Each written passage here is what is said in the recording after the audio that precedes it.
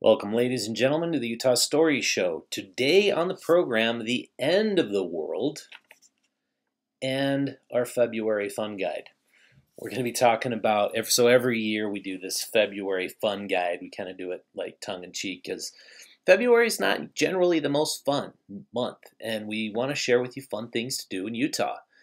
But for those of you who are into doom and gloom, and it's not actually doom and gloom, but for those of you who are like into the hysteria and panic of everything that's been happening, we also have you covered for, writing an article about the end of the world.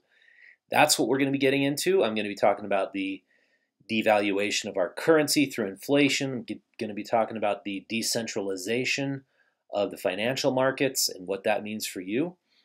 The decentralization of the media. Hope to get into all of that, and it's going to be a really interesting show. But before I want to get to that, I want to tell you about Green Bikes. So Green Bikes is a partnership.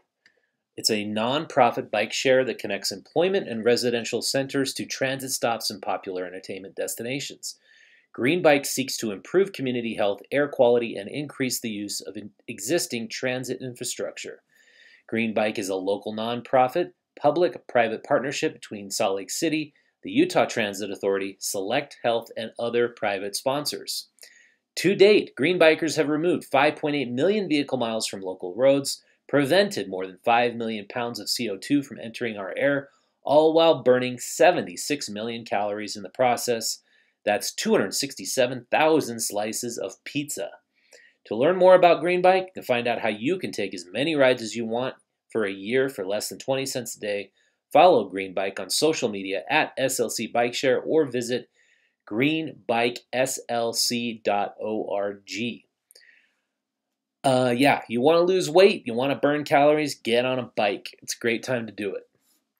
Okay, let's first discuss inflation and the decentralization of currency due to the rise of cryptocurrency. Now, this could easily be an entire 2-hour episode just talking about crypto. I am not an expert by any means in finance, so take everything I say with a grain of salt. What I can offer that's different, that's unique, is common sense advice, which is backed by expert opinion in the research that I've done. So I'll tell you something that financial experts rarely admit, which is inflation is coming in 2021. Most experts are predicting that at least a threefold increase of inflation in 2021, especially if our economy picks up in the middle of 2021 due to the effective release of COVID vaccines. So the better the COVID vaccine release goes, the more inflation you're going to see. So keep an eye on the news.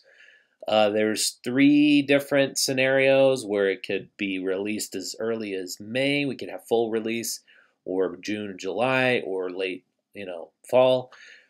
Keep an eye on that, because if the economy really kicks into gear and we start to see that a lot of people are moving a lot of money, those prices are going to start going way, way, way up, and people are going to be getting rid of their cash even quicker than they are now. Very interesting. But I want to start by sharing an article with you from Axios.com. Move that over here so you can see it. This is the transformation of the Fed. So the Federal Reserve, and if you not too familiar with what the Federal Reserve does, is they are the lending institution for the Treasury Department. When the Treasury, the United States Treasury, which controls all the spending of the government, needs money, they go to the Federal Reserve. They say, get us some money, print some money, do what you got to do, get us money. And so they have been printing money like never before. Never before has there been more of our GDP, a greater percentage of our gross domestic product, which is all the products and production of the entire United States. There's never been a bigger slice of that pie being printed as money we are borrowing to keep the economy keep it afloat. And it's been, the strategy has been to just simply give people free money. Let's just give away free money. But the Fed has also been giving out or taking positions in large corporations. That's what you don't understand. So this lending institution to the government is now also lending money big time to the airline industry, to energy companies, and they're basically taking positions in these companies. And that's where we're starting to blur the lines between what is federally owned and what is corporate owned, and that is a kind of a scary blurring of the lines. So let's read this article from Axios. The Federal Reserve is undergoing an overhaul conceived to keep inflation in check and oversee the country's money supply. The central bank is now essentially directing the economy and moving away from worries about rising prices. What we're hearing, the move to act less quickly and forcefully to tamp down on inflation, has been in the works for years, but some economists fear the Fed is moving too far from its original mandate. It would be a significant shift because the new strategy I would interpret as one that tries to deliberately engineer higher rates of inflation instead of tolerate them should they come about. Peter Ireland, an economist professor from Boston College and member of the Shadow Open Market Committee, tells Axios, I would worry if I were on the FOMC that the Fed is just trying to do too much fine-tuning. And by that, trying to do too much of the Fed does risk in making mistakes like it did in the past. Between the lines, there are other concerns with the Fed's new stance. Free market enterprise no longer exists, says Scott Minyard, CIO of Guggenheim Partners. The Fed is in essence of what it is taking control of the market. It's taking control of the market because it's taking positions in the market. Why it matters, the definition of market prices is whatever the Fed says it will be, said Minyard, a member of New York's Fed Investor Advisory Committee on Financial Markets. As long as the Fed continues to manipulate the cost of credit in the manner it's doing, which it has never done in its history, then you have to adjust your view of the investment paradigm we're living in.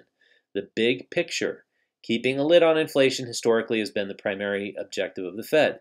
But with growth and inflation readings undershooting 2% for more than a decade, despite near zero interest rates in the U.S. and developed markets around the world, things look to be changing. So they have inflationary targets. The Fed tries to keep inflation right around 3% a year, and they're saying it's been undershooting. That change, what it means, the change may not only mean lower rates for longer, but it also means more room for stimulative policies like quantitative easing, which is basically printing more and more money, which was previously just an emergency program that's become a standard part of the Fed's toolkit. There are also long-term potential for new special purpose vehicles that buy corporate bonds and lend money directly to businesses as mechanisms for holding up larger chunks of the economy. So that's what I'm talking about. They've taken positions in BlackRock, the company that owns Vivint, Smart Home, and Vivint Solar. Fed has a position now in that. They have a position in all the airline industries, just like they had positions after the 2008 housing collapse in massive positions they took in even, the big car companies. They floated GM, they floated Chevy, and they floated basically huge parts of the housing sector, Fannie Mae, Freddie Mac. They're doing that again, just bailing everybody out. The intrigue, the idea that the Fed is controlling or setting prices in financial markets was once the fodder of conspiracy theories and cranks. But since the Fed's unprecedented intervention into credit markets in late March, it has become a general understanding that stated openly by economists and asset managers, including those at high-profile investment banks. So this is the effective Fed rate. Those of you who are watching us on YouTube, we used to have like interest rates close to 20%. Now we're close to like 0.09%. Just nothing is working that the Fed is trying, and this is the most interesting part. But not all the Fed's new programs have worked as planned. After significant delays, its $600 billion Main Street lending program has provided less than 0.1% of its allotted funding to the needy small businesses, even as the Paycheck Protection Program has whiffed and business closures have spiked. So they started this Main Street lending program, and it's actually provided less than 0.1% of its allotted funding. That is insane. It's not working. Small businesses are going out of business like crazy. And these programs were supposed to be designed to prop up the small business economy. It's not working because they made it way too complicated for small businesses to get their hands on the money. So if you're a small business owner or you know a small business owner, it's obvious why it hasn't worked. It's like you got like 40 pages for the last PPP program of paperwork to fill out. You just worry and sweat bullets that you might fill out one thing wrong and then they're going to come after you. And you just think, is this really worth it? And we got it. We did it. We worked with a really great banker. But it's like most small businesses, they don't have sophisticated accountants working for them. They don't have sophisticated or really awesome bankers helping them out. It's just not working. The small business economy is being devastated. And so the push for Congress, and what we see instead is the giant corporations are getting all the stimulus money. Small businesses are not. So the push for Congress to approve fiscal spending measures could become another political problem for the central bank, warns Boston College, Ireland, who previously served as an economist. So anyway, what we see coming is inflation if the economy kicks into gear. And what we're seeing here, this is the money supply. Look at what's happened here. This is insane. Our money supply, this is in billions of dollars. So even back in 2010, not too long ago, our money supply was I think this is 8 trillion. That's in billions. 8,000 billion. Maybe that's, I don't even know. 8,000 billion was our money supply in 2010. Look at our money supply today. We're at 19,000 billion. I think that's 19 trillion. 19,000 billion is 19 trillion. 550 billion is our money supply today.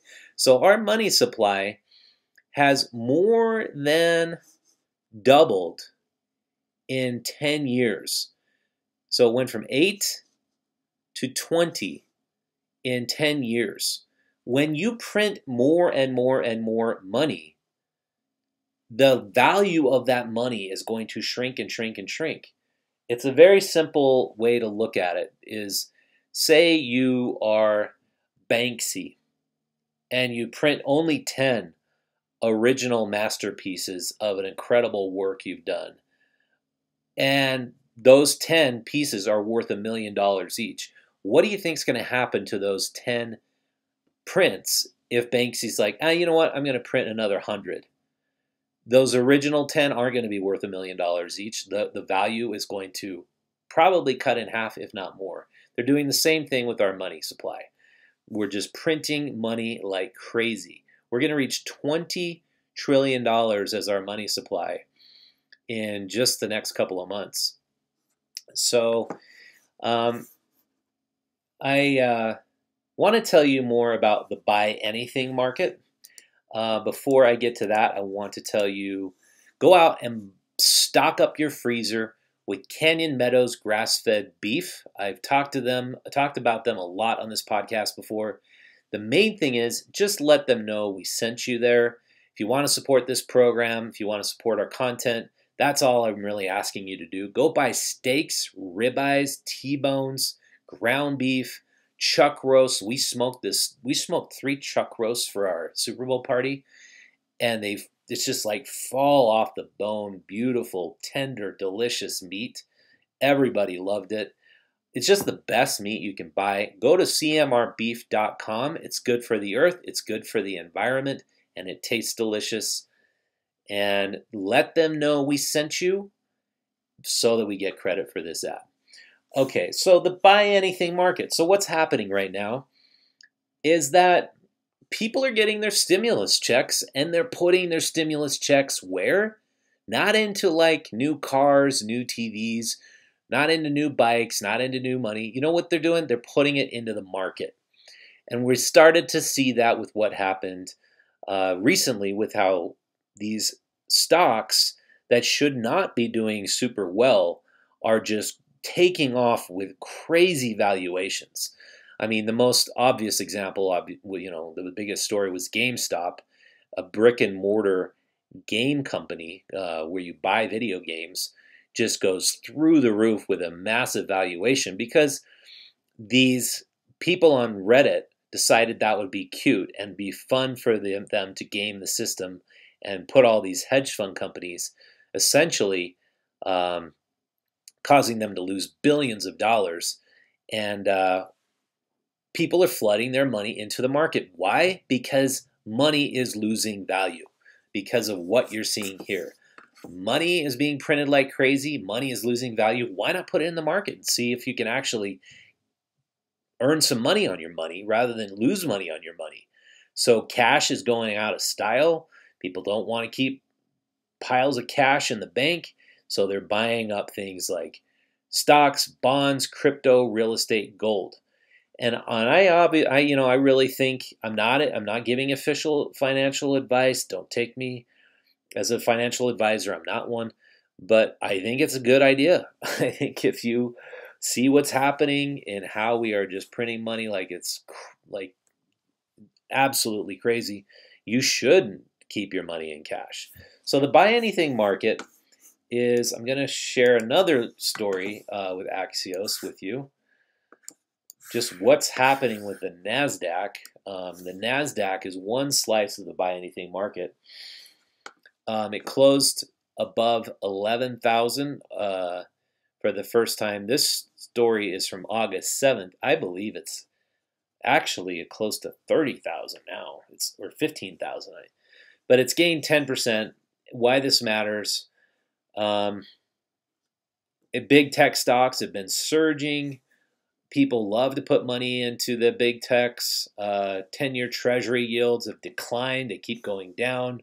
People don't want to buy treasuries. The 30-year bond yield has fallen by 23 points. The German 10-year, considered the benchmark for safety in Europe, has fallen 14 basis points.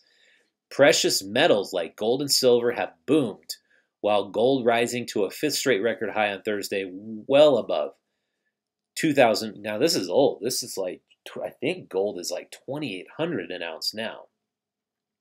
But the point is that we're seeing as the Treasury Department using the Fed to print more and more and more money has made people realize we need to put our money, our stockpile of wealth, into a secure storage of wealth.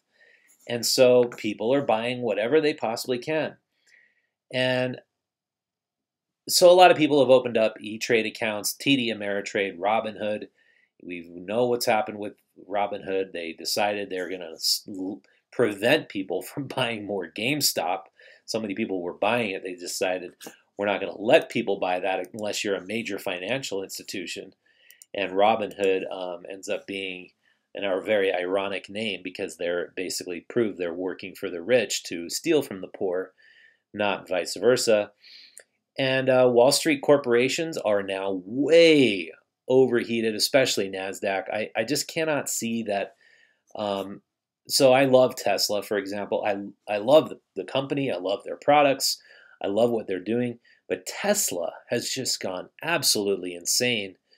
It went up 600% last year, and it just keeps going up and up and up. I think because anybody who opens a TD Ameritrade or Robinhood account is like, oh, I'd like to own some Tesla. I'm going to buy that. And so Tesla is now the most valuable car company in the world, more valuable than Toyota, GM, and all these companies that make 10 to 20 times as many cars as Tesla makes. Still, people don't want to sell the stock. Like, why sell it? You're going to put it in cash, and cash is just going to lose money. So people want to keep their money in stocks. People want to keep their money in gold or in crypto.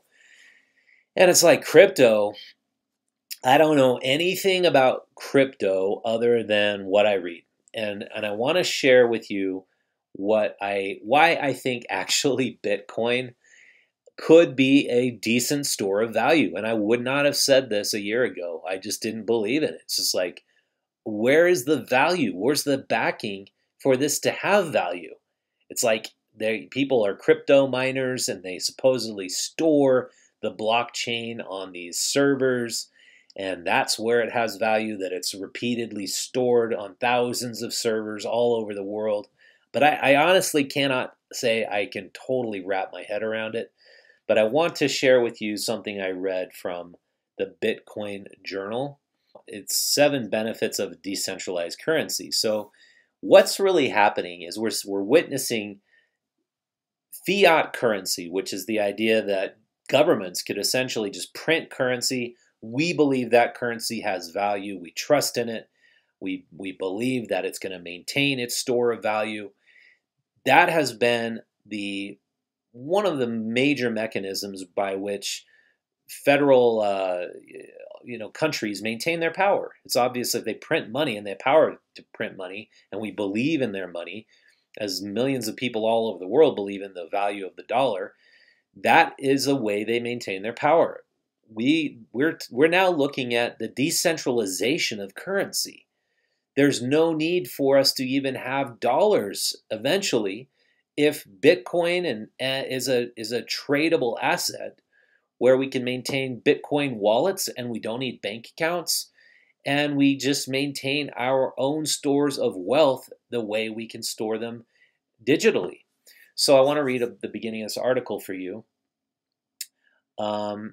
The world is on the cusp of an information revolution. Information transmission is the transitioning from simply a result of communication to a way to transfer and quantify value and wealth.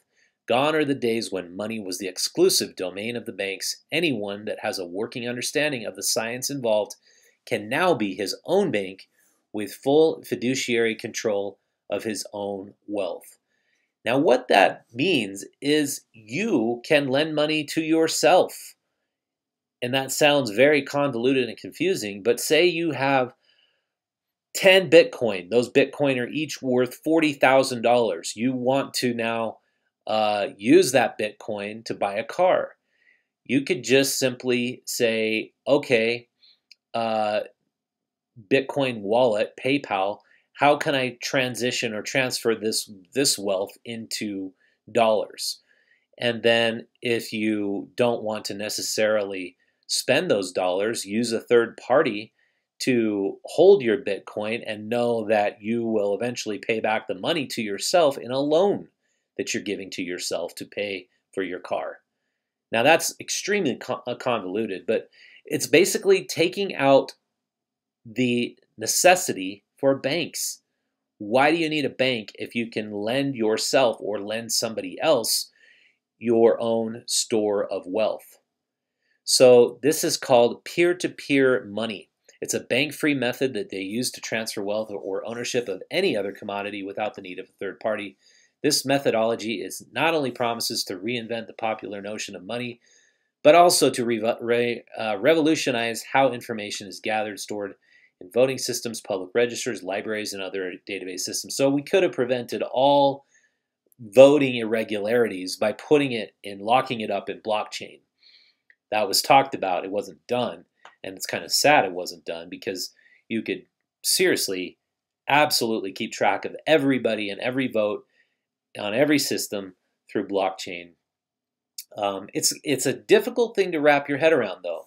And so I really highly recommend you go read the entire article, understand it on your own, do your own research. But the decentralization of currency and lending will enable everybody, as I said, to act as a bank. The only thing that I see lending institutions or federal intervention to be involved with is perhaps the defaulting on loans. But so if you take, say, 3 of your Bitcoin so you can go out and buy a new car, and you lend that money to yourself, but there's a lending institution that's holding your Bitcoin so you can go buy that, I would just think that lending institution would then just keep the Bitcoin that you held in reserve if you default on your loan. But there probably are instances, if you tap into your home equity, that they'll have to repo or not repo, but foreclose on your home. That's where I think, bigger institutions can get involved. But it's going to be a strange new world.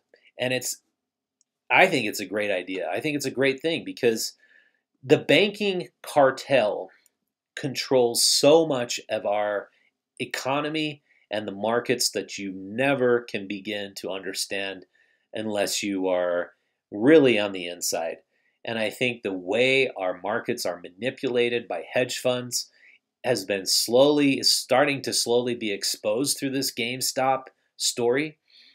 And the way they short stocks, they deliberately tried to get the market to go down in some instances or up in other instances. The way hedge funds try to control that. If you've seen the show Billions, it's a Showtime show. You can begin to kind of understand how that operates, how market manipulation actually works. But anyway, I've been going on now for over 20 minutes, and I want to keep this part of the podcast around 20, 25 minutes. I wanted to touch on the decentralization of energy. It's really quite exciting what's going to be happening as we reach what's called solar grid parity. And it's the idea of, which is probably happening in 2021, where solar power will be as cheap or cheaper than power from our own power grid. And as that happens, what the impact of that is going to be. I've got the whole article up on our website. I'm going to share it on our website, what that's going to mean for homeowners being able to basically band together to create their own power plants for their own neighborhoods and basically pull the plug from the power companies. It's really exciting. They're already starting to do it in places like the UK and Australia.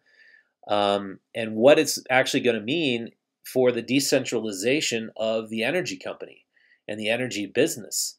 I think they're starting to freak out about this. Rocky Mountain Power, I think it's like trying to put the kibosh on solar power. So I'm going to go into that if you like this format. I call this format Rich's Rabbit Hole. I like to just dig in, try to understand the world, the bigger picture, what's really going on behind the scenes. That's what this format of the Utah Story Show is about. If you like it, please give it a thumbs up, share it with a friend, just let me know, and I'll do more episodes like these. I really enjoy them. It's not the same format as the traditional Voice of Local Utah, where I go out and I talk to people, try to capture what people are talking about. As we did in the last episode, talking to homeless people about the housing crisis that we're experiencing in the Californication of Utah. That's what we talked about in the last episode. So just let me know. It's like we're still kind of in the sandbox. I think we're still kind of playing around with this podcast, and I really enjoy it. I'm a research geek. I'm a question and answer geek. I like to understand why things are the way they are. What is it that are the driving factors in changing our economy, changing the way we live here in Utah? And I like to try to find the answers so we can all look around the corner and know what's going to happen. So with that, I will let you go, and thanks for hanging out. I appreciate it.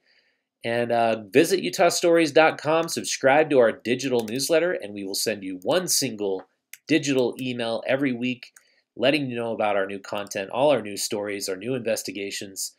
That's one of the best ways you can support this program besides subscribing, giving us a 5-star review if you like this content, sharing it, as I said. So, all right, with that, I'll see you next time. Thanks for watching.